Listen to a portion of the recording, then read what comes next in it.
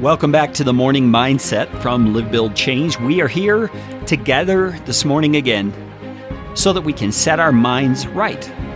We can get ourselves ready for this day. Don't think too far ahead, just think about this day.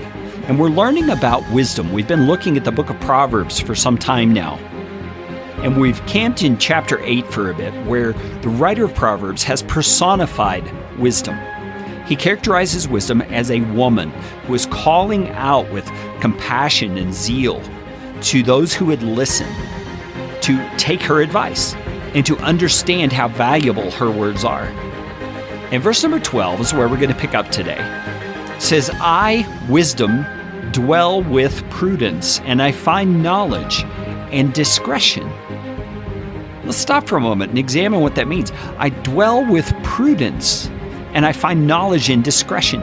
Discretion, prudence, those are words we don't use a whole lot in our day. But they're words that describe a quality of assessing situations and making wise decisions in light of what we determine by our assessment. Prudence is being careful and shrewd and wise about a course of action or a decision to make. Discretion is being careful about the things that are going on around us and making sure we understand the situation before we take action. And wisdom says those characteristics are inherent in the way it operates. The next verse says, the fear of the Lord is hatred of evil. Pride and arrogance and the way of evil and perverted speech I hate. Now, this concept of the fear of the Lord is often coupled with wisdom. There is a passage in the Proverbs as well that says the fear of the Lord is the beginning of wisdom. Now, why might that be?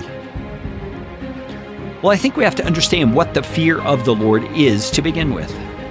The fear of the Lord is probably two things, maybe three things. First of all, it is a genuine fear of the Lord. In the Greek translation of the Old Testament, the word phobos is used, which is the word we get, which is the Greek word we get our word phobia from. So you can see there's some implication, some intended meaning of fear, just actual fear. And why would we fear God? Well, because He is the holy, righteous judge of the universe. And we are sinful beings. There's some fear there involved in that distance, that chasm between us, and the fact that our sin is against Him. It's a violation against everything He is and everything He stands for. So there is a great reason for fear. But fear is also a sense of awe, a sense of respect, a sense of knowing our place, so to speak, in light of who He is, and willingly submitting ourselves to that place.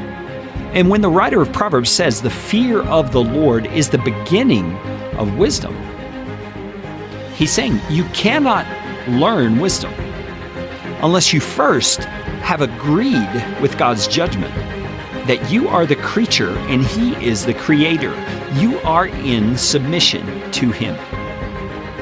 And that acknowledgement is the fear of the Lord that enables you to begin moving toward wisdom. Because you won't think wisely if you think otherwise.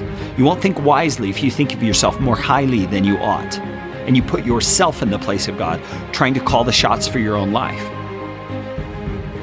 The writer here says, pride and arrogance in the way of evil and perverted speech, wisdom hates. So as you move into your day today, think about those things. Think about how your speech represents the wisdom you have. Your fear of the Lord is the beginning of wisdom in your life. And submit yourself gladly to God's plans because He cares for you. He is good. He has wonderful things in store for those who fear Him. Let's talk again tomorrow on the Morning Mindset edition of the Live, Build, Change podcast.